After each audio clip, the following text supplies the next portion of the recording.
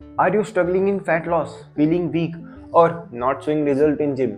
Sit back and relax, क्योंकि आज मैं आपको बताने वाला हूँ कि कैसे आप अपनी बॉडी को टोन कर सकते हो, एक ड्रीम फिजिक अचीव कर सकते हो और कैसे आप एक स्ट्रॉन्ग और कॉन्फिडेंट बॉडी बिल्ड कर सकते हो। फिर चाहे आप एक बिगनर हो, इंटरमीडिएट हो या अपनी फिटनेस जर्नी को एक नेक्स्ट लेवल पे ले जाना चाहते हो।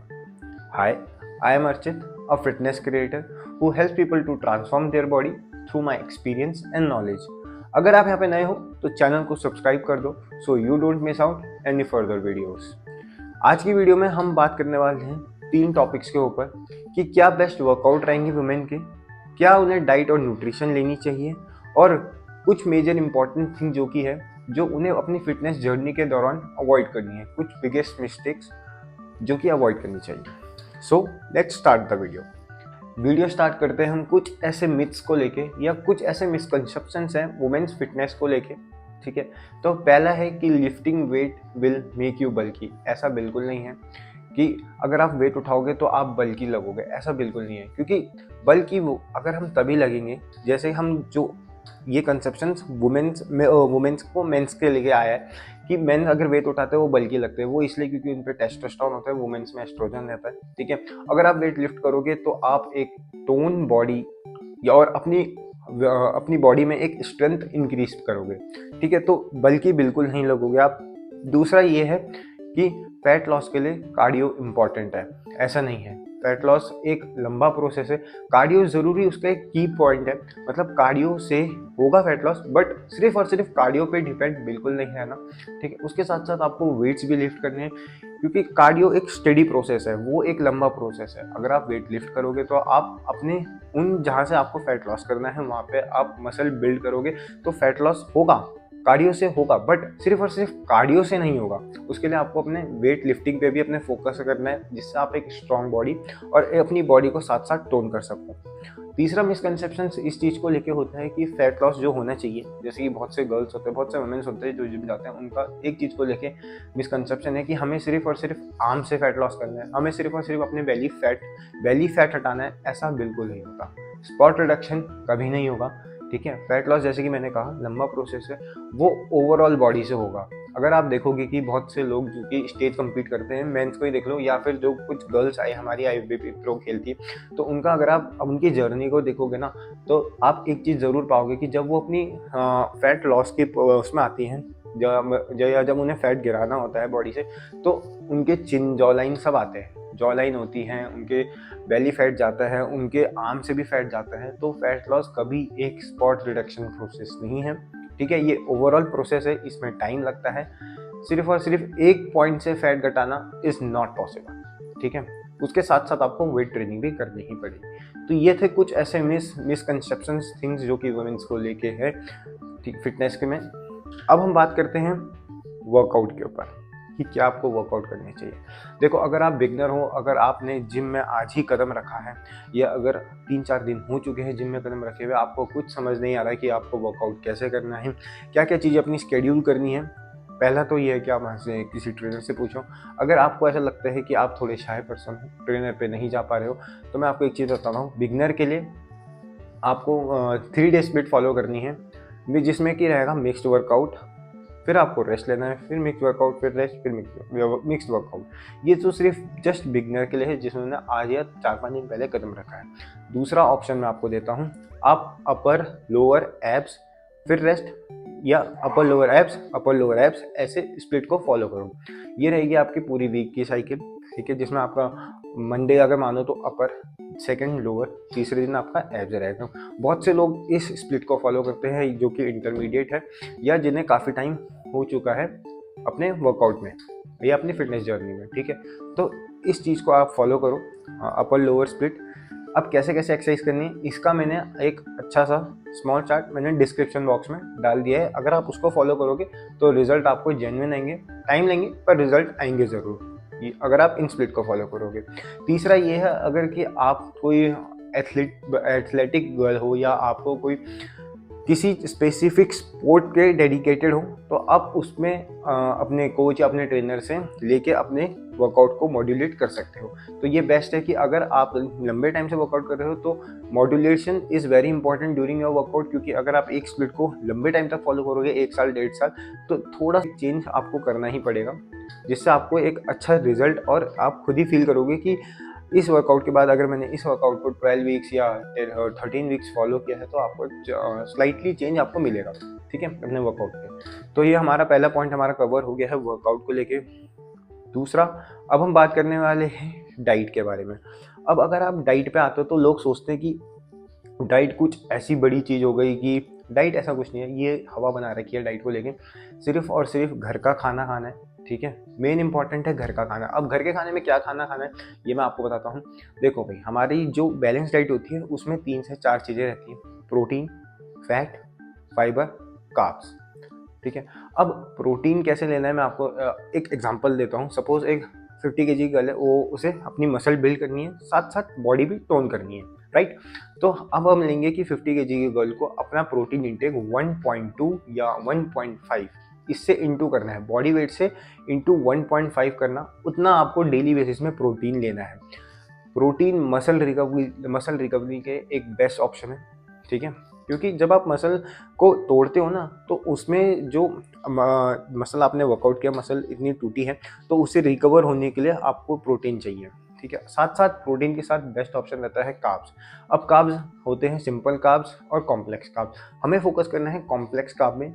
Simple carb easy to digest होते हैं, कॉम्प्लेक्स कार्ब थोड़ा टाइम लेते हैं, 40 to 50 मिनट्स लेते हैं डाइजेस्ट होने में। तो हमें कॉम्प्लेक्स कार्ब पे फोकस करना है। एग्जांपल आपके स्वीट पोटैटो हो गए, राइस हो गया, ठीक है, नॉर्मल पोटैटोज हो गए, ये आ जाते हैं, ओट्स हो गया, ये आ जाते हैं आपके कॉम्प्लेक्स कार्ब में। हमें इन्हीं कार्ब्स पे फोकस करना है और साथ साथ फैट। अब जो फैट मैं आपकी बात कर रहा हूँ, बहुत से गर्ल्स ये होते हैं कि वो डर जाएंगे कि फैट क्या है, कि वो समझेंगे कि फैट से हमें फैट चढ़ता है। बिल्कुल नहीं, फैट हमें गुड फैट पे फोकस करना है। ग्रीक योगर्ट हो गया, आपका बटर हो गए, आपके वॉलनट्स हो गए, आपके एग में भी फैट होता है, ठीक है। तो ये फैट हमारे हार्मोन्स के लिए, हार्मोनल बैलेंस के लिए इंपॉर्टेंट होते हैं। तो हमें फैट पे भी उतना ही इंपॉर्टेंट रखना है जितने कि हम फोकस कर रहे हैं अपने आप को कार्बोहाइड्रेट, प्रोटीन और फाइबर पे। फाइबर क्या होता है? फाइबर आपके मेटाबॉलिज्म बूस्ट के लिए अच्छा रहता है, ओवरऑल आपके डाइजेशन पे हेल्प करेगा। जितना भी आप खाओगे, कुछ फाइबर्स ऐसे होते हैं कि वो प्रोटीन सिंथेसिस, मतलब जो आप प्रोटीन इंटेक कर रहे हो उसको पचाने में इंपॉर्टेंस रखते हैं।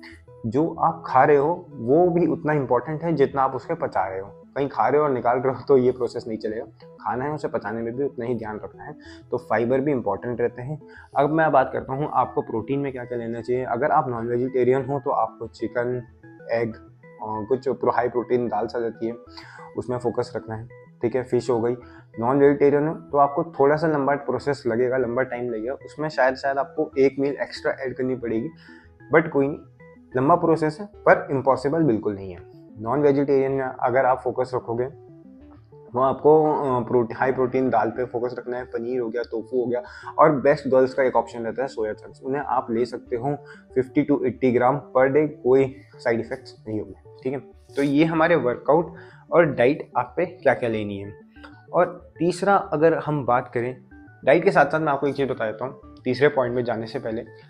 डाइट में अगर आप डाइट ले रहे हो उसके साथ आपको 2 चीज़ें बहुत इंपॉर्टेंट, बॉडी को हाइड्रेट रखना है। 3 से 4 लीटर आपको पानी पीना ही है पूरे दिन भर में। दूसरा आपको